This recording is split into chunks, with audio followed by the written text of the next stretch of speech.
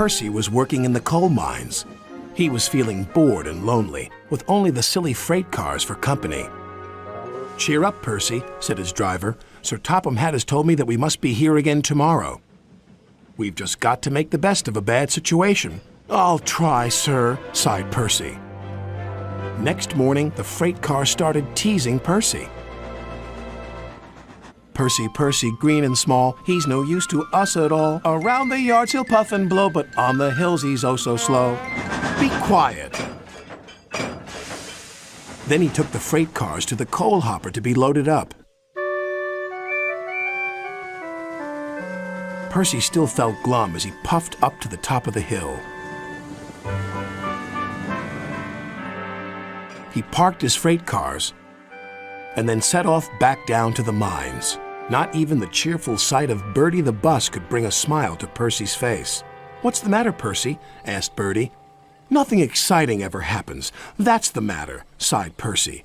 "It's just coal, coal, coal, and cars, cars, cars. I'm bored, bored, bored." "Excitement is surprising," observed Bertie. "You never know when it'll happen. Otherwise, it wouldn't be exciting. Toodle peep." "It would be surprising if something surprising happened," muttered Percy. Later, he stopped by the water tower for a drink. "Hello, Percy. How are things?" asked Toby. "Boring." "Well, why not have a few fast spins on the turntable? You'll like that," said Toby. "I think it'd just make me giddy." Percy's driver interrupted. "Stop gossiping, you two. Cheer up, Percy. You'll soon know more about cars than any other engine." "That'll be exciting," called Toby. The freight cars were still grumbling, and there was more of them than ever. "You're much too small to pull all of us. We want another engine or we'll be struggling up the hill all night."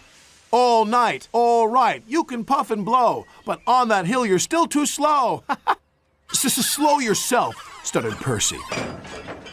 "Temper, temper," giggled the cars. Percy decided to simply carry on. "Go to it, Percy," shouted the driver. The freight cars were still joking. "Too slow! More power! Here all night! Tomorrow, too!" "Be quiet!" said Percy angrily. Then there was trouble. A coupling broke. "Surprise, surprise! Catch us if you can!" "Oh, no!" cried Percy.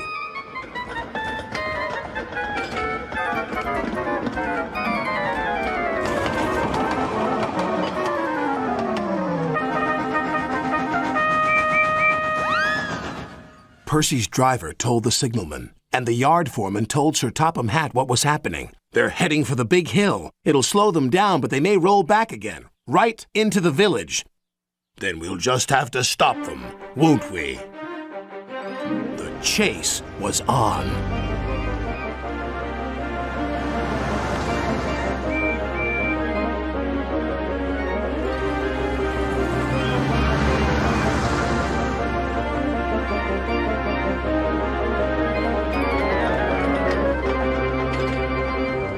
As they approached the hill, they overtook the freight cars. Sir Topham Hatt and Bertie screeched to a halt and waited for them near the top.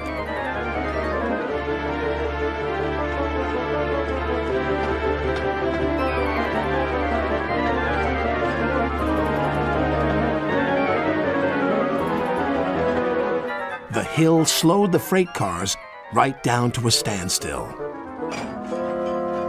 Then the men quickly put wooden blocks behind their wheels so they couldn't roll backwards. The freight cars were now secure. Just then, Percy arrived. "Well, what did you think of that?" joked Bertie. "A good chase is always exciting." "It was certainly a surprise," decided Percy. "And you were right, Bertie. A really useful engine should never be surprised by surprise."